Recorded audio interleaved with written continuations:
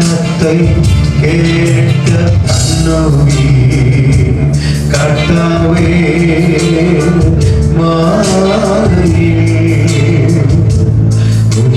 சத்தத்தை கேட்க பண்ணுவி ஹல்லேலூயா ஹல்லேலூயா ஹல்லேலூயா we praise you Lord hallelujah hallelujah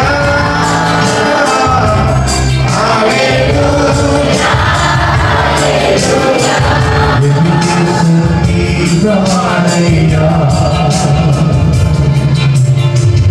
இதுவரை நடத்தினீரே சொல்லுகிறது சரிதானையா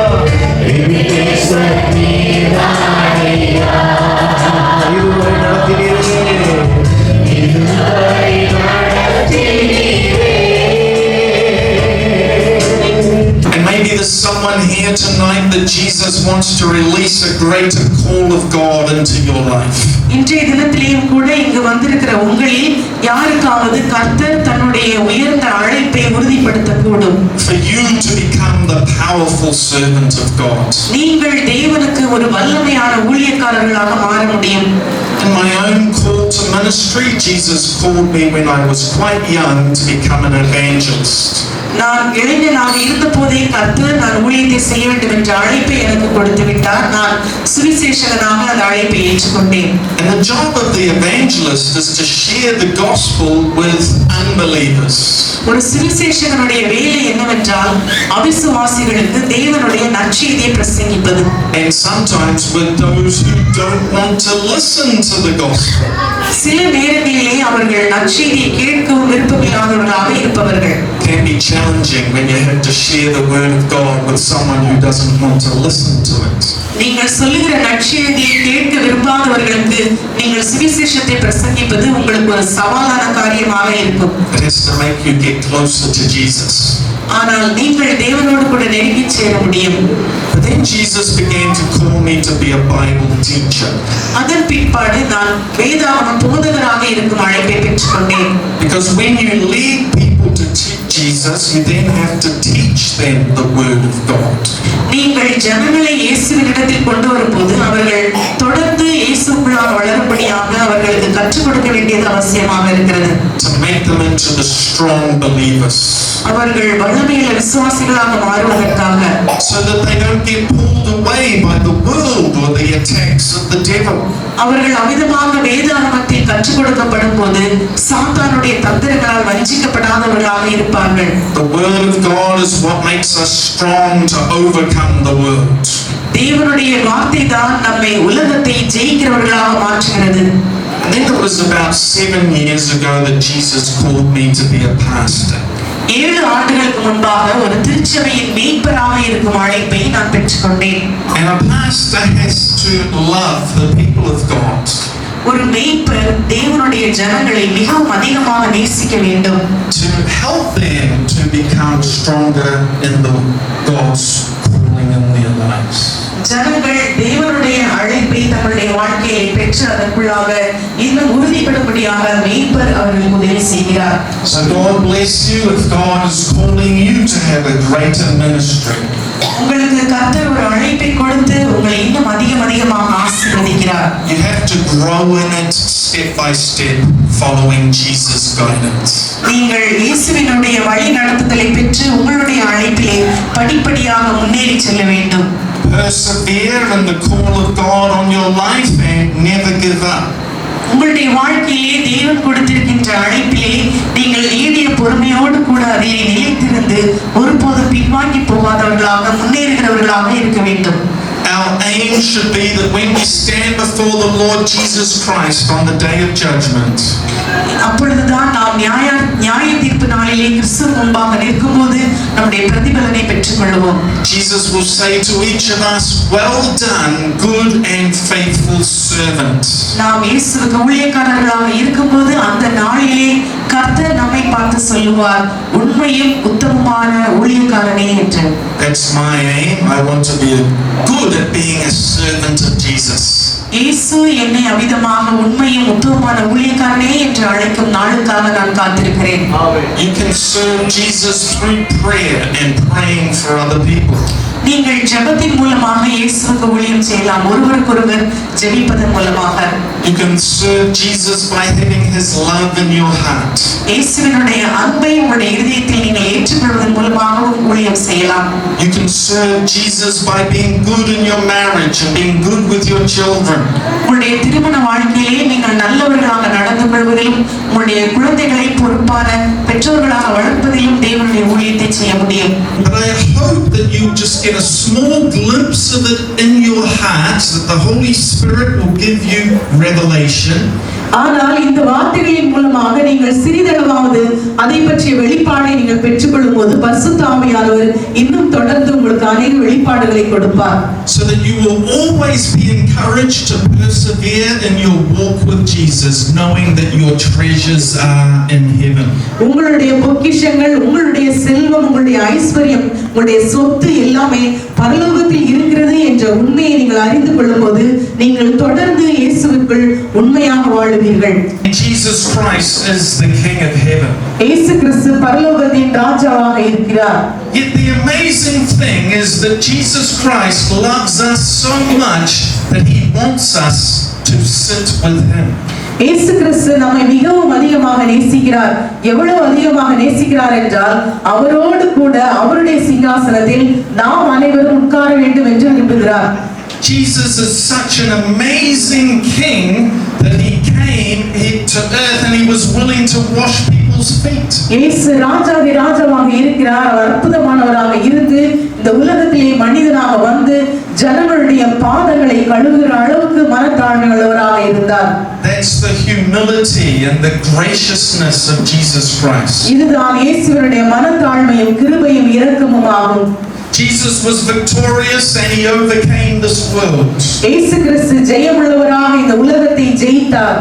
So that when we unite ourselves to Jesus, we can also be victorious and overcome this world. எனவேதான் நாமும் நம்மை இயேசுவோடு கூட இணைத்துக் கொள்ளும்போது நாமும் இந்த உலகத்தை ஜெயித்து ஜெயம் பெற்றவர்களாக வாழ முடியும். And just as Jesus Christ ascended to heaven and is seated at the right hand of God the Father, Jesus wants you to be seated with him. இயேசு கிறிஸ்து பரலோகத்துக்கு ஏறி சென்று பிதாவின் வலது பாதத்தில் உட்கார்ந்தது போலவே நாமும் இயேசுவை போல இந்த உலகத்தை ஜெயித்து பரலோகத்துக்கு ஏறி சென்று பிதாவின் வலது பாதத்தில் வீற்றிருப்பதை இயேசு நம் ஒவ்வொருவரிலும் விரும்புகிறார். That is the great and glorious invitation from Jesus Christ. இதைத்தான் ஆண்டவராக இயேசு கிறிஸ்து உங்கள் ஒவ்வொருவருக்கும் தனித்தனியாக அழைப்பாக கொடுக்கிறார். Jesus is offering you the treasures of heaven. இயேசு கிறிஸ்து உங்களுக்கு பரலோகத்தின் பொக்கிஷங்களை தருவதற்கு ஆயத்தமாக இருக்கிறார். But we need to not only start to follow Jesus, we need to be faithful in following Jesus. ஆனால் இந்த பொக்கிஷங்களை பெற்றுக்கொள்வதற்கு நாம் துவங்கினால் மாத்திரம் போதாது, கடைசி வரைக்கும் உண்மையாக இருந்து அதை செய்து முடிக்கிறவர்களாக இருக்க வேண்டும். Complete the will of God for your life. அப்பொழுதுதான் நீங்களுடைய வாழ்க்கையிலே உங்களுக்காக தேவன் வைத்திருக்கிற திட்டத்தை செய்து முடித்தவர்களாக இருப்பீர்கள். Remember, when you start to become a Christian, that's just the beginning of the journey. நீங்கள் ஒரு கிறிஸ்தவராக மாறும்போது அது வாழ்க்கையின் துவக்கமாக இருக்கிறது. We need to surrender every day to Jesus. நீங்கள் ஒவ்வொரு நாளும் உங்களுடைய வாழ்க்கையின் ஒவ்வொரு நாளும் இயேசுவுக்கு உங்களை அர்ப்பணிக்க வேண்டும். For the Lord Jesus to lead us and guide us and teach us. ஒவ்வொரு நாளும் ஆண்டவராகிய இயேசு கிறிஸ்து நம்மை போதித்து வழிநடத்தி செல்ல வேண்டும். That's why it's so important to always be a part of a good church. எனவேதான் நீங்கள் ஒவ்வொருவரும் இப்படிப்பட்ட ஒரு நல்ல திருச்சபையின் அங்கத்தினர்களாக இருப்பது மிகவும் முக்கியமான காரியம். Continue to meet together to pray and to worship God. நீங்கள் தொடர்ந்து ஜெபத்திலே நிலைத்திருங்கள், கர்த்தரை ஆராதியுங்கள். Continue to grow in your knowledge of the Bible. பரிசுத்த வேதாகம வசனங்களை அதிகமாக வாசித்து தேவனை அறிகிற அறிவிலே வளருங்கள். And continue to develop a closer friendship with Jesus. தேவனாகிய இயேசு கிறிஸ்துவோடு கூட ஒரு சிறந்த நட்பை ஏற்படுத்துவதின் மதிப்பை நீங்கள் உணர்ந்து கொள்ளுங்கள். And then ultimately you will be rewarded. இவ்விதமாக செய்யும்போது நீங்கள் நிச்சயமாக எல்லா பிரதிபலன்களையும் பெற்றுக்கொள்வீர்கள். greatest family in the world is the family of Christians of all nations because we are one family. இந்த உலகத்திலே இருக்கிற ஒரு பெரிய குடும்பம் என்னவென்றால் அது கிறிஸ்தவ குடும்பம் தான். அந்த குடும்பத்திலே நாம் அனைவரும் அங்கத்தினர்களாக இருக்கிறோம். All who receive the blood of Jesus to wash away their sins are children of God. ஆண்டவராக இயேசு கிறிஸ்துவின் இரத்தத்தினாலே தன்னுடைய பாவங்கள் கழுவப்பட்டவர்கள் தேவனுடைய புத்திரர்களாக இருக்கிறார்கள். And it is truly amazing and wonderful when we enter into the gates, through the gates of heaven. நாம் பரலோகத்தின் வாசல்கள் வழியாக உட்பிரவேசிக்கும் போது அது மகிமையும் மகத்துவம் உள்ளதாக இருக்கும். So tonight I want to lead you in a confession of faith. இன்றைய நாளிலே நாம் இப்பொழுது ஒரு விசுவாச அறிக்கையின் ஜெபத்தை ஏறெடுக்கலாம். Submitting your heart afresh to the King of heaven, Jesus Christ. பரலோகத்தின் ராஜாவாக இருக்கிற இயேசு கிறிஸ்துவுக்கு நேராக உங்களுடைய இருதயத்தை இன்றைய தினத்திலே புதிதாக மறுபடியுமாக அர்ப்பணிப்போம். And I'm going to want you to repeat my words after my translator translates them into your language. நாம் அனைவரும் முழங்கால் படியிடலாமா? முழங்கால் படியிட்டு கண்களை மூடி கைகளை கூப்பி நாங்கள் தமிழில் சொல்லும்போது ஒவ்வொரு வார்த்தையாக ஒரு சிறு குழந்தையை போல திறந்த இதயத்தோடு கூட முழு மனதோடு கூட இந்த விசுவாச அறிக்கையின் ஜெபத்தை நாம் ஏறெடுப்போம். இதை சத்தமாக நாம் அறிக்கை செய்யலாம். Let's close our eyes and by faith in our hearts look to Jesus Christ upon the throne of God.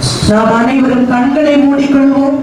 கண்களை மூடிக்கொண்டு பரலோகத்தின் சிங்காசனத்திலே ஆண்டவராக இயேசு கிறிஸ்து மகிமையும் மாட்சிமையும் நிறைந்தவராக வீற்றிருக்கிறார். அதை உங்களுடைய ஆவிக்குரிய கண்களால் காணுங்கள். Let's say these words together. Lord Jesus Christ. நீங்கள் இதை சொல்லுங்கள். ஆண்டவராகிய இயேசு கிறிஸ்துவே, thank you for dying on the cross for me. எனக்காக கல்வாரி சிலுவையிலே மரித்தீரே, அதற்காக நன்றி. Thank you that you love me. என்னை நேசிக்கிறீர், அதற்காக நன்றி. Jesus, come into my heart. இயேசுவே, என்னுடைய உள்ளத்தில் வாரும் ஐயா. Forgive me of every sin. நான் செய்த எல்லா பாவங்களையும் தயவாய் மன்னியுங்க. Take away any darkness from my heart. என்னுடைய இருதயத்திலே எந்த விதமான இருள் இருந்தாலும் அதை நீக்கி போடும்.